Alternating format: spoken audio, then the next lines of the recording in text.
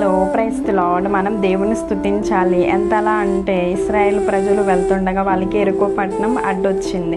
రాజు దారి ఇవ్వనన్నాడు. అయితే యేసయ్య యెహోషువతో మాట్లాడాడు, నువ్వు ఎరుకో పట్టణం అంతా ఒక మారు తిరుగు. అలా 6 సార్లు 6 రోజులు అలాగా ఒక్కొక్కసారి తిరగమన్నారు. 7వ రోజు మాత్రం 7 సార్లు తిరగమన్నారు. 7 సార్లు తిరిగినాక వాళ్ళు దేవుని స్తుతించడం స్టార్ట్ చేశారు. వెంటనే ఆ ప్రకారాలన్నీ పగిలిపోయి వెంటనే కూలిపోయి అక్కడ అదంతా ఎరుకోపట్నం అంతా శపింపబడింది.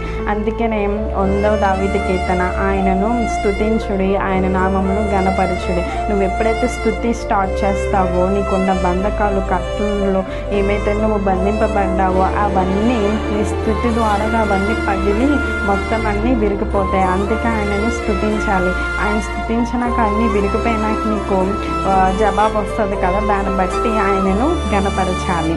అందుకే 100వ దావీదు కీర్తన 4వ వచనం, ఆయనను స్తుతించుడి, ఆయన నామమును ఘనపరచుడి. ఆమేన్. Thank you.